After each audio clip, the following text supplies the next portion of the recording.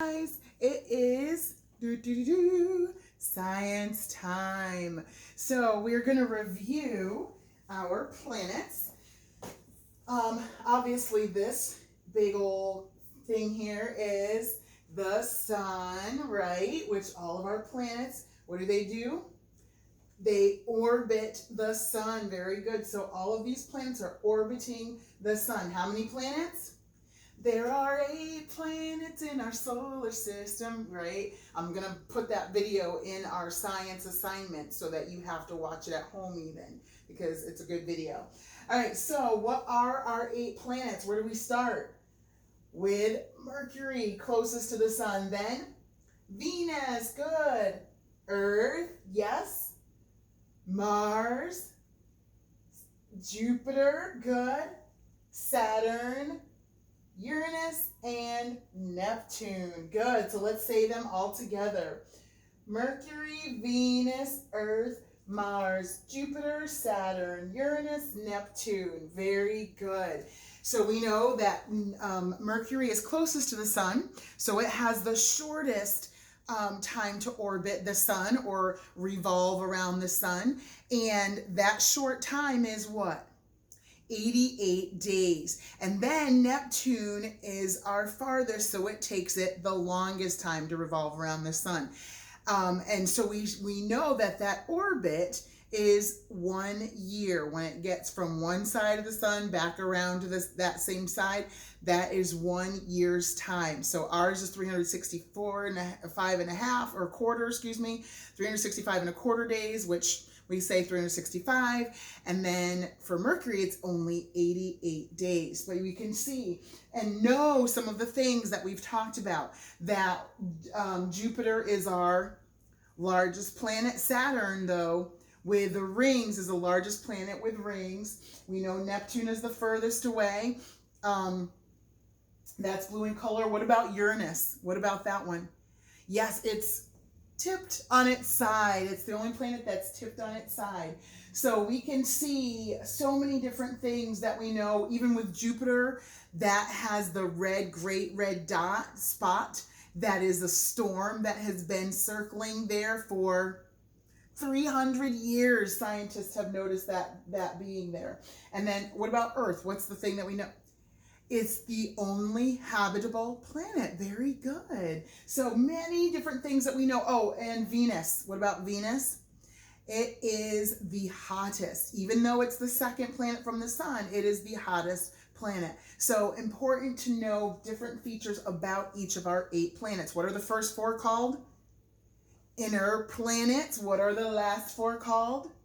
The outer planets, because they're out. And the other ones are in, so kind of easy, right? And then what else are the outer planets called, though? Can you remember? Yes, I heard some of you. They are called the gas giants because they're mostly made of gases, not like the inner planets, which are mostly solid surfaces. So good. All right, I wanted to show you something super quickly because we've been talking about the constellations. We talked about them a couple days ago, and I wanted to make sure you knew that, star pictures in the sky. Constellations are star pictures that when scientists looked up, they looked and they were like, oh, this looks like this looks like this, like Lily was telling us yesterday. Well, here's a better picture of all of the different constellations that people recognize in the night sky. Do you recognize this guy here? Yes, that's Orion. So we've got his belt right there in the middle. And then remember his shield over here to the side. So then you can see the bears and the dog, and it looks like a dragon and a giraffe. So these are the star pictures that people have seen and they named them. So over on this page, it talks about Orion, the great hunter. So you can see what he looks like there. Orion, the hunter, is likely the most famous constellation in the skies. That's why we talked about him. It looks like a hunter drawing back his weapon. And then Canis Major, that was the one that looked like the dog that was there. So it is said to be one of Orion's hunting dogs. That's what they think. So then we have Draco the dragon. You can see him there. It says, it looks like a serpent of the sky. And then some fun facts. Okay, so some fun facts about Orion. Orion is best seen in January in North America. North America? Sound familiar? Yeah, that's us. So, and then fun factoid for Draco. In winter, Draco appears head down. In summer, he appears with his head up. So when you look for, you know, that kind of look, and then there's all these kind of stars connected to it, that is Draco, the dragon in the sky. Then we have Camelopardalis. Yeah.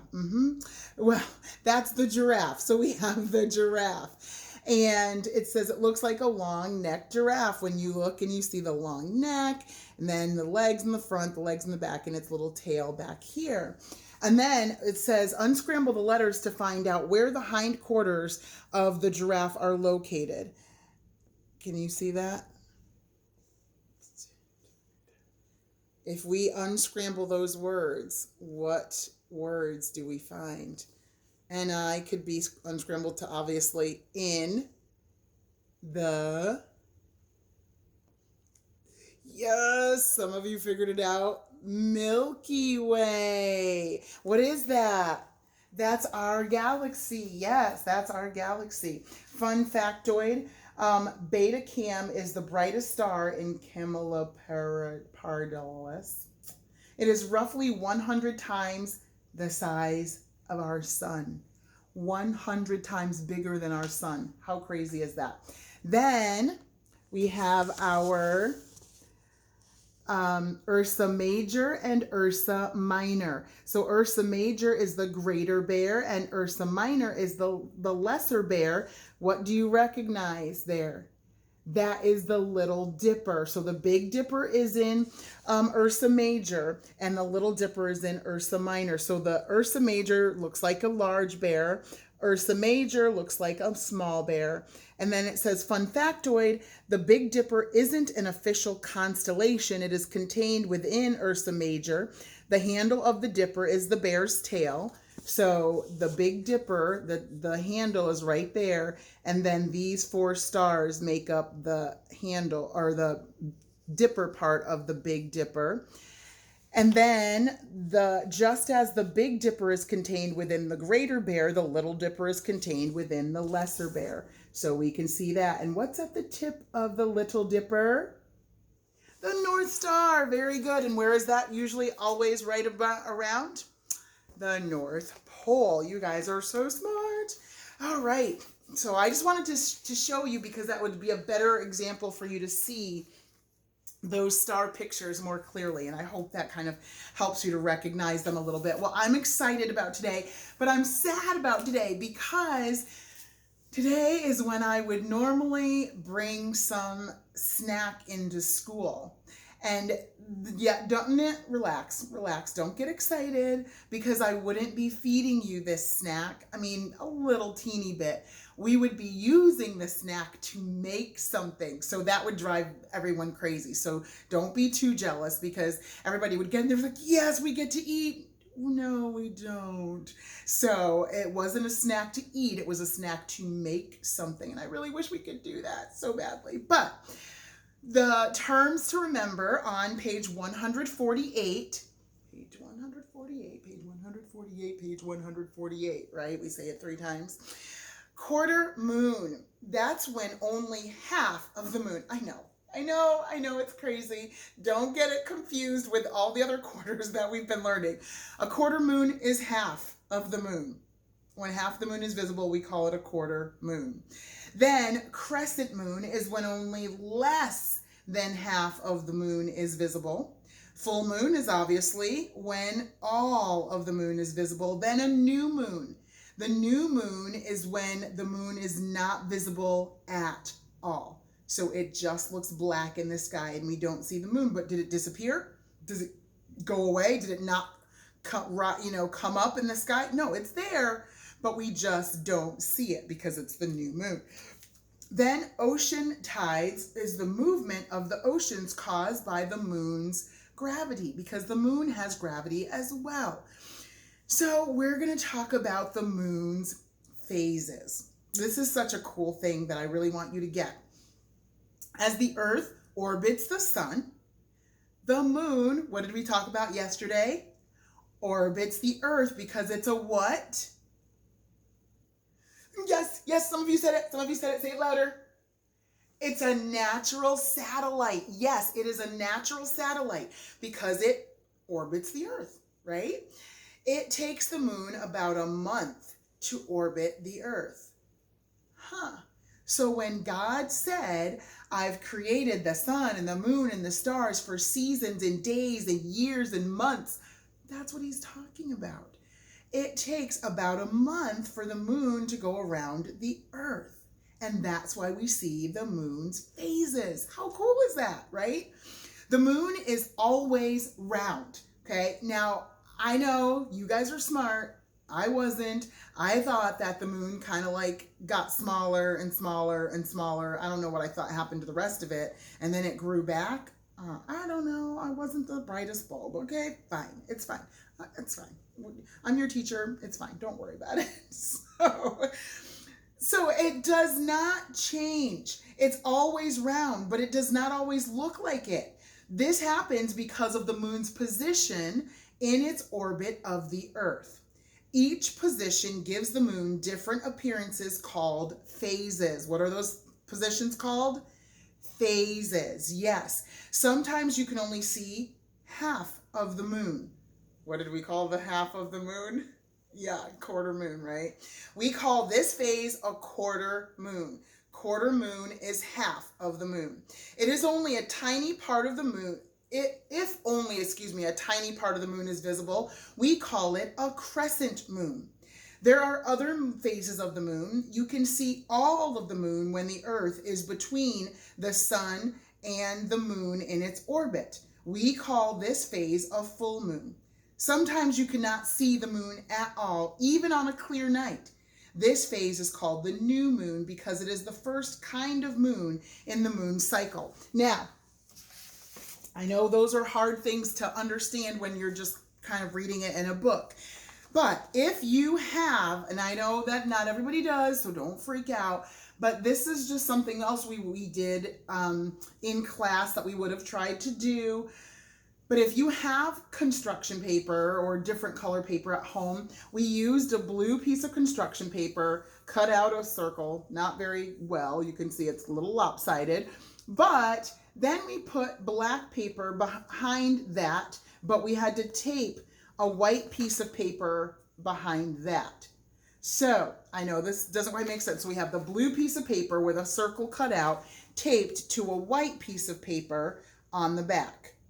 Then we made this black piece of paper in the middle, and it's cool, right? Because it's got like shiny glitter on it, so it looks like space, right?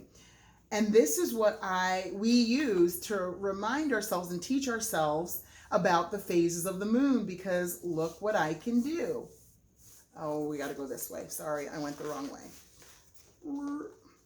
Let me gently pull it back in. So this way they could understand, oh, so when this was showing in the night sky, because it's half, what did we call this? This is called the quarter moon, right? That's the quarter moon. But then when barely any of the moon is showing, what is that?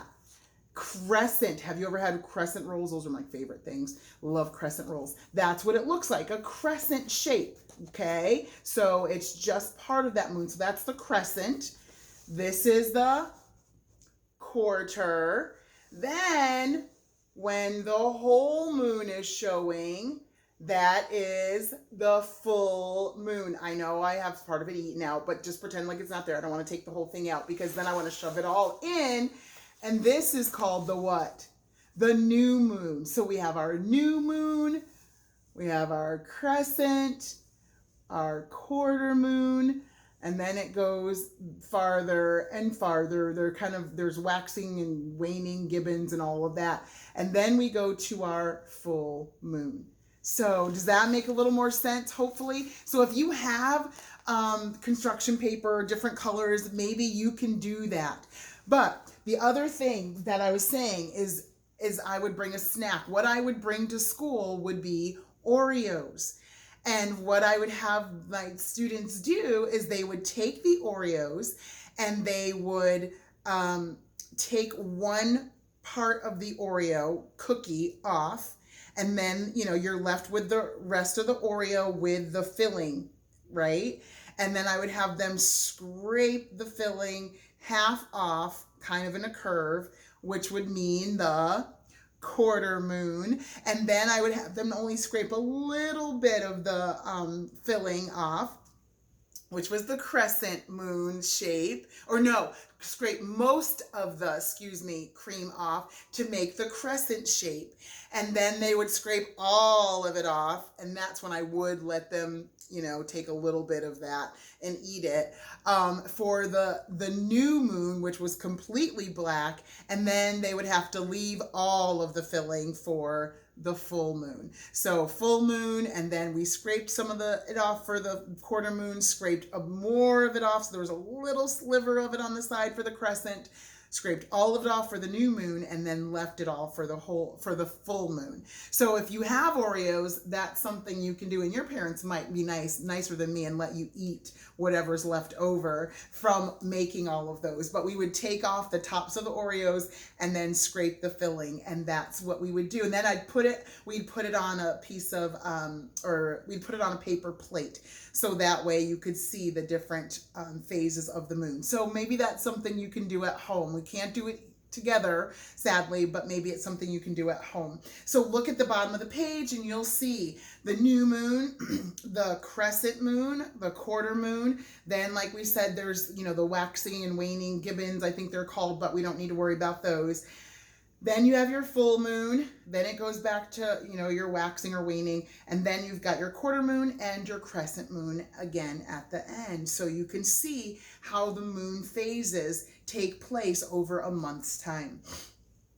Track the moon's phases. Can you observe the moon's phases? Try this and see.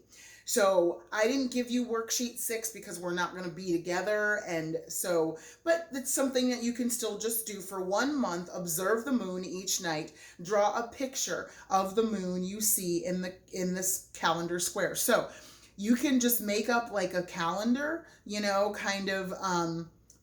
30-day, 30 boxes or whatever, 31, depending on how, our month will fall whenever you decide to do it. If you decide, if you decided to start now and go till, December 17th or 18th, then you would be, you could just do it that way, and then draw a picture. If you would like, you could label what kind of moon it is. Is it a quarter moon? Is it a full moon? Is it a new moon? And check the moon's phases in the sky. So that's something you could do as a fun activity. The moon's gravity. The moon has much less gravity than the Earth does because it is smaller than the Earth. That means things weigh less there. I think I might move to the moon. This is why astronauts who traveled there seemed to bounce as they walked on it. If you've ever seen videos of people on the moon, they're kind of like, oh, this is fun. And they're just walking, but they're very light on the moon. How does the moon's gravity affect our ocean? The moon has just enough gravity to pull the ocean to itself. This is what makes our ocean tides. So when you go to the beach and you see the water coming up, and sometimes you'll have your blanket by the water line and it gets closer and closer and you're like, why is the water getting closer? Or sometimes it's getting farther and farther away. That's because of the tides. That's because of the moon. Maybe you have watched the tide coming into shore. This is called high tide. When it starts getting higher and higher, you have to move your blanket back further and further when you're at the beach. This is called high tide. Low tide is when the water is pulled back to the sea and you see it going further and further away. The tides circulate the water in the ocean. This water movement helps all the animals that live in the ocean. The Lord allowed it to be something that all work together to help the animals even in the sea. So interesting fact is that when something is on the moon, it would weigh 1/6 of what the Earth weight is. So if you figure out what you weigh, then you would divide that by 1/6. You would have, 1/6 of that. So you could take, let's say if you were, 72 pounds, let's see if you can figure this out. If you weighed 72 pounds on Earth, how much would you weigh on the moon if it's well, we haven't really learned 1/6, but it's just division. 12, yes, 12 pounds. So that's kind of where you would see that difference there. So gravity gives things their weight, and the gravity on the moon is a lot less than the gravity on the Earth. Why does the moon have less gravity than the Earth? Because it's smaller. Very good. How does the moon affect the ocean? Right, it pulls the ocean up or it goes farther back. It's called the tides. Very good. All right, we are done. I'm going to end it because it's getting a little bit of a long video, but good job listening and paying attention. And we will see you next time. Bye, guys.